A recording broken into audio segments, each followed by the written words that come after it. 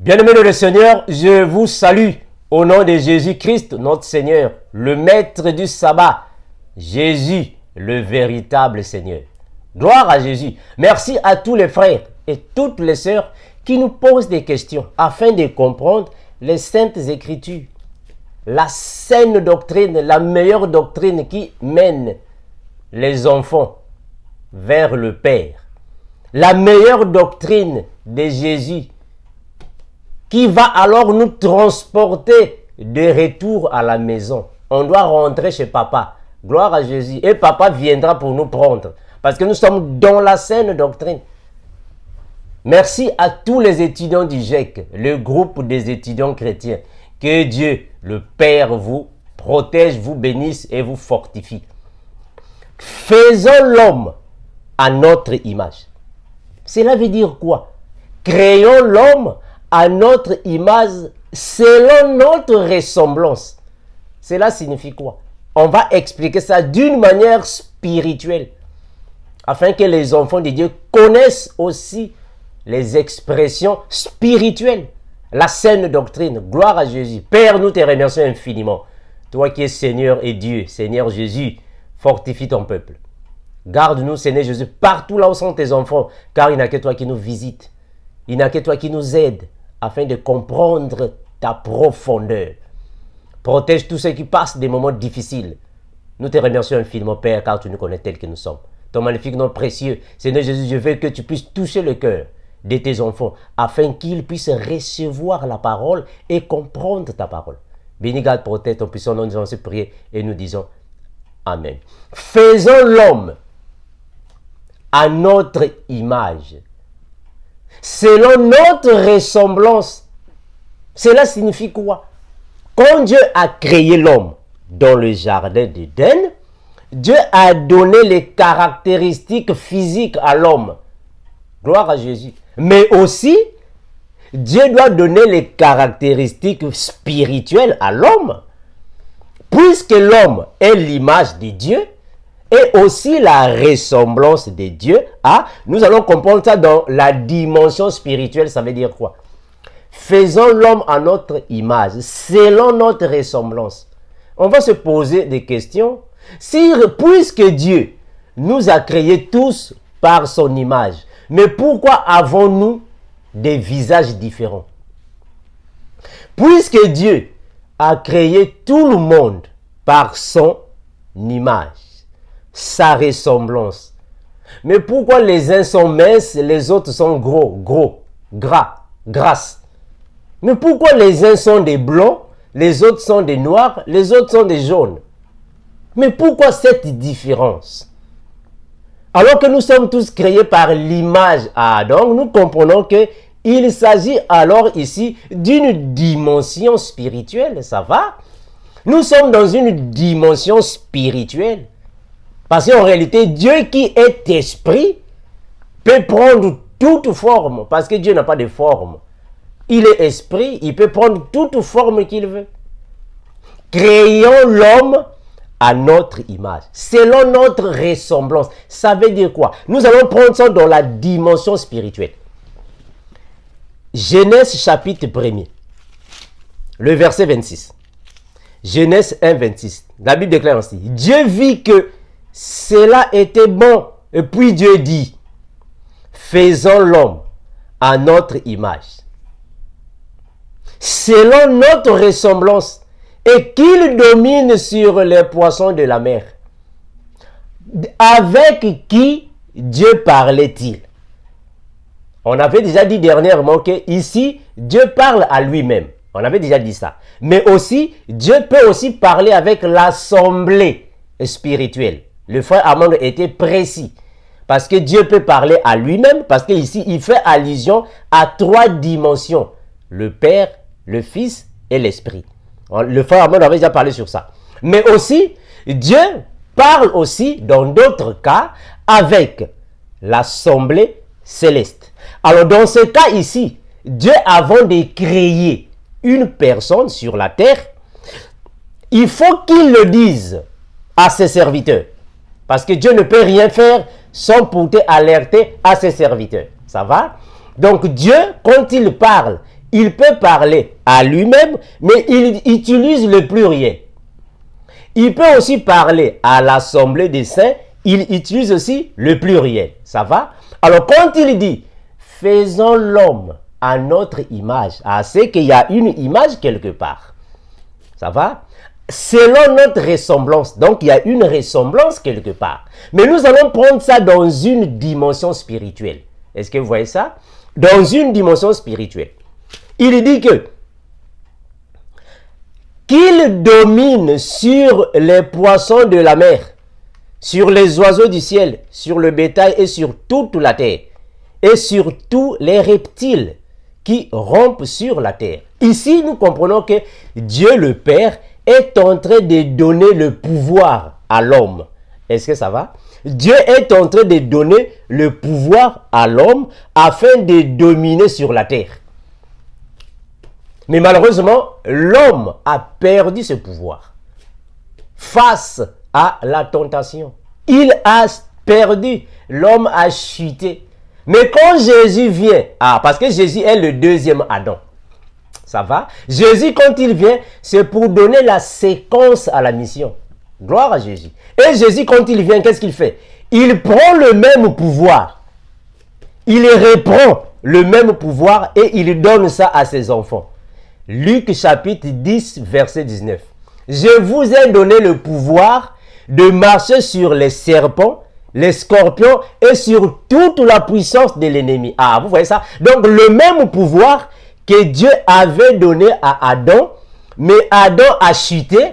Jésus a repris ce même pouvoir, il est venu donner ça à nous. Gloire à Jésus. Donc nous avons toujours le pouvoir là-bas. Parce que Dieu a dit qu'il domine sur les oiseaux du ciel, les poissons de la mer, les reptiles. Malheureusement, l'homme tombe. Mais quand Jésus vient, il prend le même pouvoir, il donne ça à ses enfants. Gloire à Jésus. Luc chapitre 10, verset 19. Jésus nous donne le même pouvoir de dominer sur tous les animaux. Mais dans ce cas-là, ça devient maintenant dans le sens spirituel. Est-ce que vous voyez ça? Luc chapitre 10. On va aller petit à petit, puis on va comprendre ça. Luc chapitre 10, le verset 19. Que nous dit la parole de Dieu? La Bible déclare ainsi. Voici, je vous ai donné le pouvoir de marcher sur les serpents, les scorpions et sur toute la puissance de l'ennemi. Et rien ne vous fera du mal. Donc Jésus prend l'image spirituelle, la ressemblance spirituelle, il donne à ses enfants. Voilà pourquoi il est écrit dans 2 Corinthiens chapitre 5 verset 17. Si quelqu'un est en Christ, il est une nouvelle créature. Voilà. Donc il y a déjà une ancienne créature qui a existé. Est-ce que ça va? Une ancienne créature a existé. Mais quand Jésus t'a franchi, tu deviens une nouvelle. Donc, il prend l'image et la ressemblance, il te donne. Il prend le pouvoir, il te donne afin que tu puisses dominer sur toute la puissance de l'ennemi. Donc, nous sommes l'image de Jésus selon l'esprit. Gloire à Jésus. Nous sommes la ressemblance de Jésus selon l'esprit. Est-ce que vous voyez ça? Voilà pourquoi Jésus dit dans la parole, je suis la lumière du monde. Mais quelque part, il dit encore que vous aussi, vous êtes la lumière du monde. Donc nous sommes aussi la lumière comme Jésus est lumière. Parce que nous sommes l'image de Jésus. Nous sommes la ressemblance de Jésus. Voilà pourquoi Jésus, quand on l'a attrapé, on l'a mené, les disciples se sont éparpillés. Jésus est resté seul. Mais il y a eu l'apôtre Pierre qui suivait Jésus par le derrière. Et quand on a vu Pierre, on a dit, oh non, sûrement celui-là aussi était parmi ces gens-là. Celui-là aussi, il doit être un de leurs. Donc, ils ont confirmé que non, ce monsieur ici est aussi disciple de celui que vous avez attrapé. Mais comment est-ce qu'ils ont su que Pierre était ensemble avec Jésus? Comment est-ce que ces gens-là ont su que Pierre était disciple de Jésus? Mais parce que Pierre a l'image de Jésus. Gloire à Jésus. Mais parce que Pierre avait l'image de Jésus. Il avait la ressemblance de Jésus. Gloire à Jésus. Voilà pourquoi nous sommes appelés les chrétiens. Quand l'apôtre Paul et ses compagnons de service sont partis prêcher, quand on les a vus, on dit non, ces gens-là sont des chrétiens. Oh, qu'est-ce que signifie chrétien? Un chrétien signifie un petit Christ. Mais on les appelait chrétiens parce qu'ils avaient l'image de Jésus. Gloire à Jésus. Donc nous sommes l'image de Jésus. La ressemblance de Jésus. Donc celui qui nous voit, il voit Jésus en nous. Gloire à Jésus. Et la Bible le confirme. La Bible le confirme, mes bien-aimés. La Bible confirme cela. On peut prendre ça. C'est très important. Que dit la parole? 2 Corinthiens chapitre 5, le verset 20. Que dit la parole? 2 Corinthiens 5, 20. La Bible confirme que nous sommes l'image de Jésus. Nous sommes les représentants de Jésus. 2 Corinthiens 5, 20. La Bible déclare ainsi.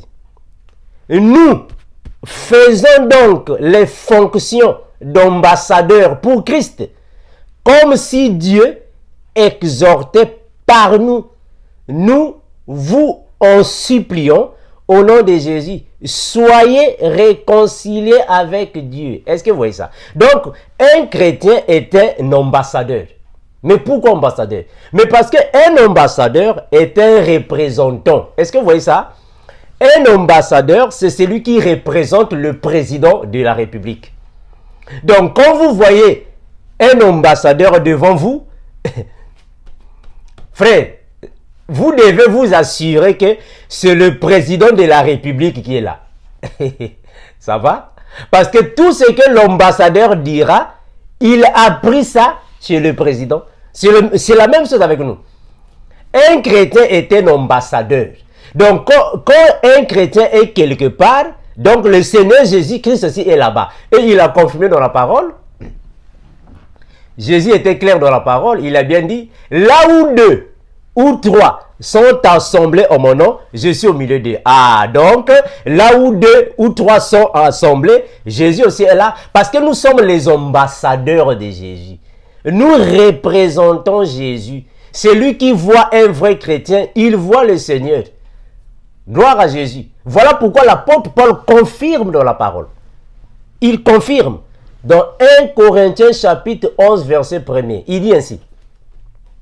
Soyez mes imitateurs, comme moi suis imitateur de Christ. Ah, il voulait tout simplement dire, soyez mon image, soyez ma ressemblance, comme moi aussi je suis ressemblance de Jésus. Je suis l'image de Jésus. Est-ce que vous voyez? Parce qu'un imitateur, c'est quelqu'un qui prend les caractéristiques d'une autre personne. Est-ce que vous voyez? Voilà pourquoi quand je suis en train de prêcher, ou je suis en train d'enseigner, je suis en train de prendre les caractéristiques de Paul. Pourquoi? Mais parce que je suis dans la saine doctrine. Et Paul aussi était dans la saine doctrine. Donc tout ce que je dis, je dois faire recours à la Bible, à la parole. Est-ce que vous êtes là? Donc tout ce que nous disons, nous prenons cela dans la parole. Nous sommes la ressemblance de Jésus. Alors quand la Bible dit, créons l'homme à notre image, selon notre ressemblance, il veut tout simplement dire que faisons de la sorte que l'homme aussi devienne comme nous, qu'il connaisse la parole et qu'il marche dans la sainteté. Parce que Dieu lui-même a dit dans la parole, soyez parfaits comme moi suis parfait. Ah, est-ce que vous voyez ça? En d'autres termes, ayez l'image que j'ai. Ayez la ressemblance de votre Père. Donc nous avons la ressemblance de Dieu. Parce que nous sommes parfaits comme lui, il est parfait. Attention, notre perfection n'est pas dans la chair, mais la perfection est dans l'esprit. Ah, gloire à Jésus. Or, la perfection commence d'abord dans l'esprit, qui est l'homme intérieur. Après, ça va se manifester par l'homme extérieur. Est-ce que vous voyez ça? Le Seigneur Jésus nous confirme dans la parole. Soyez justes, comme moi suis juste. C'est par rapport à notre ressemblance, à notre image. Parce que nous aussi, nous sommes des agneaux. Ça va? Le Seigneur Jésus, il est l'agneau. Mais nous aussi, nous sommes les agneaux de Dieu. Ça va? Parce que Jésus dit, soyez comme des agneaux. Nous sommes des agneaux. Et Jésus confirme dans la parole, mes bien-aimés. Jésus confirme dans la parole, qu'est-ce qu'il dit? Luc chapitre 6, verset 40. Luc chapitre 6, le verset 40. Qu'est-ce dit le maître? On va le prendre. Luc chapitre 6, le verset 40. La Bible déclare ainsi. Le disciple n'est pas plus que le maître, mais tout disciple accompli sera comme son maître.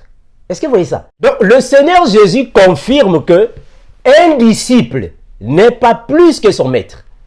Ça va? Le maître est plus que le disciple.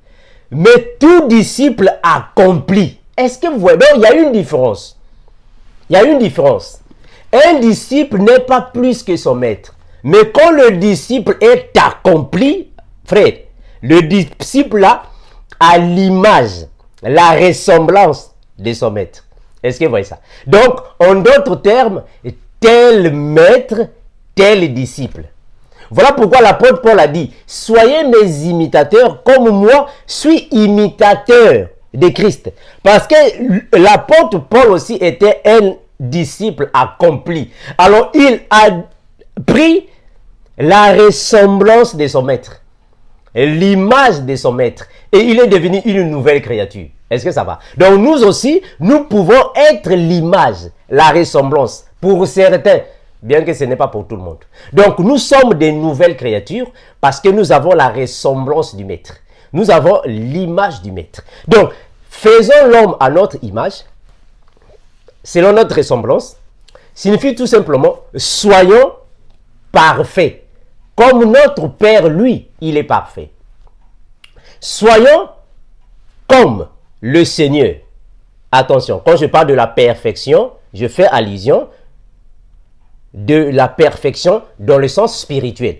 Parce que la chair humaine ne peut jamais être parfaite. Ça va.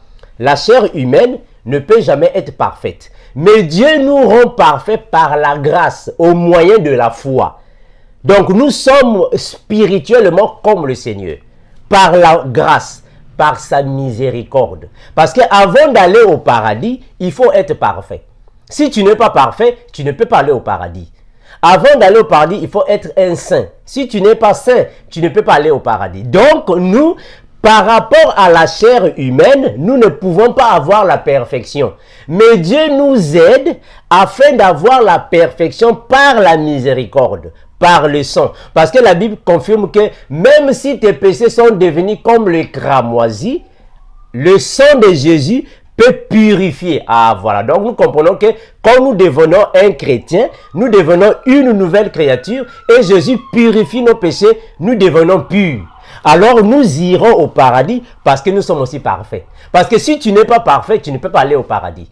Alors si ici sur la terre, personne n'est parfait, donc personne n'ira au paradis. Ça va? Si ici sur la terre, personne est saint, donc personne n'ira au paradis. Donc, le Seigneur Jésus reviendra pour nous prendre. Mais pourquoi? Mais parce que nous sommes saints. Il vient pour nous prendre parce que nous sommes saints. Avant d'aller au paradis, il faut être saint. C'est clair.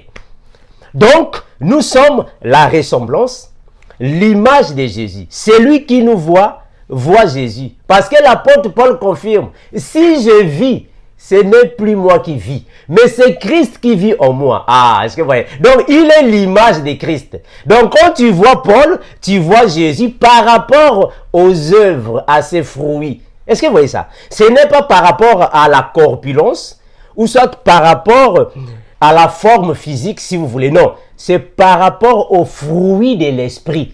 Gloire à Jésus. Galates chapitre 5, le verset 22. Que nous dit la parole?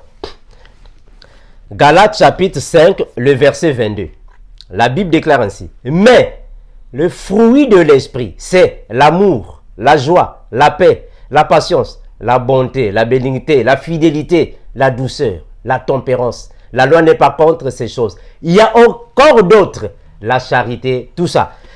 Les fruits de l'esprit nous donnent l'apparence spirituelle, c'est-à-dire la ressemblance de Jésus. Donc, nous sommes les images de Jésus par rapport aux fruits de l'esprit. Voilà pourquoi Jésus confirme dans la parole. Si quelqu'un te frappe sur la joue, est-ce que vous voyez ça? Donc, il veut dire tout simplement, soyons comme les agneaux. Ne rendons pas le mal par le mal. Parce que lui-même, il n'a pas rendu le mal par le mal. Est-ce que vous voyez ça? Le Seigneur Jésus dit dans la parole, si quelqu'un veut me suivre, qu'il prenne sa croix. Pourquoi? Mais parce que lui-même, il avait pris la croix. Donc, il veut que nous soyons ces images. La ressemblance de Jésus. Nous soyons semblables à lui. Ne faites pas du mal à ceux qui vous font du mal. Il dit même dans la parole, il faut prier pour ceux qui vous persécutent. Ne maudissez pas ceux... Est-ce que vous voyez? Donc Jésus nous défend de maudire nos ennemis. De prier contre nos ennemis. De rendre du mal à nos ennemis. Pourquoi? Mais parce que lui-même il l'a fait. Quand il était sur la croix, qu'est-ce qu'il a dit? Père, pardonne-leur, car ils ne savent pas ce qu'ils font. Est-ce que vous voyez ça? Donc Jésus veut que nous soyons l'image de sa gloire. Donc nous sommes l'image de Jésus par rapport aux fruits de l'esprit. Nous sommes la ressemblance de Jésus par rapport aux fruits de l'esprit. Est-ce que vous êtes là? Donc la parole de Dieu nous donne l'image de Jésus, la ressemblance de Jésus. Et Jésus nous a fait ces images, ou soit son image en un mot. Voilà pourquoi Jésus a dit aux disciples, suivez-moi. Vous êtes aujourd'hui des pêcheurs de poissons. Suivez-moi, je vous ferai des pêcheurs d'hommes. Est-ce que vous voyez ça? Or, un pêcheur d'hommes signifie tout simplement un disciple accompli. Est-ce que vous voyez ça? Donc, les disciples de Jésus étaient les pêcheurs de poissons. Ils sont devenus des pêcheurs d'hommes. Mais parce que Jésus lui-même, c'est lui qui est le grand pêcheur. Est-ce que vous voyez? Attention, je ne dis pas pécheur de celui qui commet le péché. Mais je parle des pêcheurs, celui qui pêche du poisson. Ne confondez pas les choses. Donc, Jésus était un pécheur. Et les disciples de Jésus sont aussi des pécheurs. Et nous aussi aujourd'hui, nous sommes des pécheurs parce que nous pêchons les poissons. Les poissons signifie tout simplement les païens qui sont dans l'eau. Ah, l'eau signifie le monde. Est-ce que vous voyez ça? Donc, nous aussi, nous sommes les pécheurs parce que nous pêchons les poissons. Donc, nous sommes l'image de Jésus. Nous sommes la ressemblance de Jésus par rapport à notre dimension spirituelle. Est-ce que vous êtes là? Voilà pourquoi Dieu a dit, faisons l'homme à notre image. Créons l'homme à notre image selon notre ressemblance. Voilà, gloire à Jésus. Voilà pourquoi nous aussi, nous sommes en train de faire les hommes, de les donner alors notre ressemblance, notre image, afin qu'ils comprennent aussi la parole. Est-ce que vous voyez? Donc ici, je suis en train de créer un homme. Est-ce que vous voyez ça? Je suis en train de créer un homme selon mon image, selon ma ressemblance. C'est-à-dire que tous les enfants de Dieu qui accompagnent les enseignements et changent de comportement pour suivre le Seigneur, ils ont déjà une autre image. Ils ont une autre ressemblance. Est-ce que vous voyez? La ressemblance, c'est la ressemblance que Jésus nous donne. Voilà pourquoi nous sommes les imitateurs de Jésus par le moyen de l'apôtre Paul. Nous sommes les ressemblances, la ressemblance, l'image de Jésus. Est-ce que vous voyez ça? Gloire à Jésus. Prenons, mes bien-aimés, Proverbe chapitre 14, le verset 1er. On va déjà finir. Qu'est-ce que nous dit la parole? Proverbe chapitre 14, le verset 1er. La Bible déclare ainsi. Proverbe 14, le verset 1er. La femme sage bâtit sa maison, et la femme insensée la renverse de ses propres mains. Est-ce que vous voyez ça? Une femme sage bâtit sa maison. Ça veut dire quoi? Une femme sage bâtit sa maison. Mais c'est ce que je suis ici en train de dire. Une femme sage doit créer ses enfants par son image, à sa ressemblance. C'est-à-dire que tes enfants doivent avoir la ressemblance de leur maman. Un enfant doit avoir l'image de sa maman, l'image de son papa, la ressemblance de sa mère et la ressemblance de son papa. Est-ce que vous voyez pourquoi? Par rapport à l'éducation. Parce qu'aujourd'hui, un enfant bien éduqué, alors, cette éducation peut venir de ses parents. Les enfants prennent l'éducation de leur papa, de leur maman. Mais la femme, elle est là pour bâtir la maison. Bâtir une maison signifie donner une bonne image à tes enfants, à ton mari. Donner une bonne ressemblance à tes enfants. Cette image et cette ressemblance n'est pas seulement dans le sens physique, c'est aussi dans le sens spirituel. Gloire à Jésus. Voilà pourquoi les enfants bien éduqués doivent aussi dépendre de l'éducation de leur papa et de leur maman. Est-ce que vous voyez ça?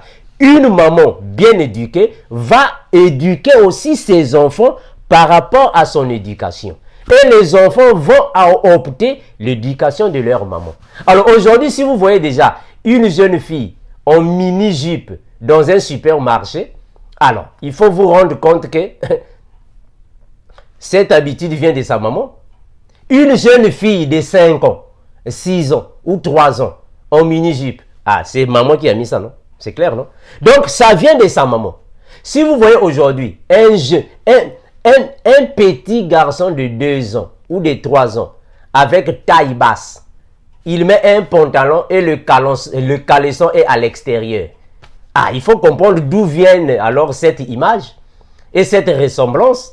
Est-ce que vous voyez? Donc, un papa dans la maison doit donner l'image à ses enfants. Une maman doit donner l'image à ses enfants. Les enfants vont grandir avec l'image des papas, l'image des mamans. C'est alors que nous dirons tel père, tel fils. Telle mère, telle fille. Parce qu'ils ont pris l'image des papas, l'image des mamans. Est-ce que vous voyez ça? Bien qu'il y a des cas exceptionnels. Nous comprenons qu'il y a des enfants, quand ils atteignent un certain âge, ils ne respectent plus les parents. Nous comprenons. Mais cette image commence d'abord depuis la maison. C'est ce que Dieu a fait. Dieu, quand il a donné l'image à Adam, la ressemblance à Adam, ça a commencé depuis la maison, dans le jardin d'Éden. Il donne l'image et la ressemblance. Malheureusement, le diable est venu alors détruire. Il est venu détruire Adam. Mais quand Jésus est revenu, il a repris les choses. Il a donné la même image. Donc nous avons l'image de Jésus parce que nous avons reçu cette image dans la maison. La maison, c'est quoi? La maison, c'est la saine doctrine, frère. La maison, c'est la saine doctrine. Nous sommes dans la saine doctrine. C'est notre maison. Parce que la Bible confirme. Éphésiens chapitre 2, le verset 20. Vous avez été édifiés sur le fondement des apôtres et des prophètes. Mais Jésus étant la pierre angulaire. Ah, mais ça c'est notre maison. Jésus nous a donné son image, sa ressemblance dans la maison. Donc on ne peut jamais faire les choses de celui dehors. Non, dans la maison. Nous sommes dans la maison de Dieu, la maison de Jésus, la saine doctrine. C'est notre maison. Et Jésus est venu habiter en nous. Et nous formons la maison spirituelle. Gloire à Jésus. Donc nous sommes censés d'avoir l'image de Jésus. La ressemblance de Jésus. Puisque Jésus n'insultait pas, donc nous aussi, nous ne pouvons pas insulter parce que nous sommes l'image de Jésus. Et comment est-ce qu'une image de Jésus va insulter? Non, non, non. Mais puisque Jésus ne faisait pas la masturbation, nous sommes obligés de ne même pas toucher à ça. Même pas. Parce que nous sommes la ressemblance de Jésus. Nous sommes les ambassadeurs de Jésus. Voilà. Donc quand tu vois le frère Armando, tu vois l'apôtre Paul et l'apôtre Pierre. Ah mais oui. Parce que nous avons la même sémence. Donc quand tu vois le frère Armando, donc tu vois l'apôtre Jean. Parce que nous avons la même sémence. D'une manière spirituelle. Nous sommes les imitateurs de Jésus en passant par l'apôtre Paul. Nous sommes la ressemblance de Jésus, l'image de Jésus. On ne peut pas faire du mal à quelqu'un. C'est interdit. Oh, moi aussi je vais rendre le mal par le mal. Non, non, interdit. Le bien par le mal. Oh non, dans ma famille, il y a trop de sorciers. Il y a trop de sorciers dans ma famille. Dieu lance là-bas le feu. Le feu va là-bas chez les sorciers. Le feu, non, non, non, non. Non. L'image de Jésus. Quand Jésus s'est croisé avec les démons. Est-ce que Jésus les envoyait le feu? Non, non. Non, non. Jésus faisait quoi? Jésus les chassait. Je vous chasse, partez. Donc nous aussi, on doit les chasser. on va vous lier. Non, non, on ne peut pas les lier. Jésus aussi ne les liait pas. On doit les chasser. Nous sommes l'image de Jésus. On doit faire les choses comme Jésus. Comme Jésus, l'image de Jésus. La ressemblance de Jésus. Gloire à Jésus. Voilà pourquoi la parole confirme. Si quelqu'un est en Christ, il est une nouvelle créature. Les choses anciennes sont passées. Voici, toutes choses sont devenues nouvelles. Ah, donc auparavant, on avait l'image d'Adam. Est-ce que vous voyez ça? On avait l'image d'Adam. Mais frère, aujourd'hui, non, on a une nouvelle image, l'image de Jésus. Donc, celui qui nous voit, automatiquement, il doit voir les fruits de l'esprit. Il faut qu'il ait les fruits de l'esprit. Gloire à Jésus. Gloire à Jésus. Donc, une femme doit donner l'image, la ressemblance à ses enfants. C'est alors qu'on dira telle mère, telle fille. Un papa dans la maison doit donner l'image et la ressemblance à ses enfants. C'est alors qu'on dira tel père, tel fils. Un maître doit donner une image à ses disciples. Une ressemblance à ses disciples. C'est alors que le disciple accompli sera semblable à son maître. Ah voilà, comme son maître, pareil à son maître, par rapport à ses œuvres, à ses fruits. Gloire à Jésus. Gloire à Jésus. Donc nous faisons ce que le Seigneur Jésus a fait, parce que nous sommes l'image, la ressemblance du Maître. Merci mes bien-aimés, que Dieu le Père vous fortifie, vous bénisse, soit avec vous, parce que nous sommes l'image de Jésus, la ressemblance de Jésus. Comme on l'a toujours dit, Maranatha. Quand le Seigneur Jésus viendra, il viendra pour prendre qui? Le Seigneur Jésus, quand il revient, c'est uniquement pour venir prendre ceux qui ont son image, sa ressemblance. Si tu n'as pas l'image de Jésus, tu n'iras pas au paradis.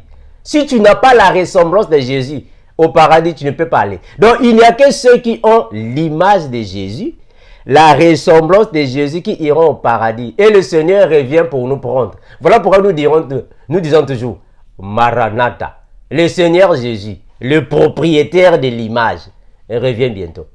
Bye bye.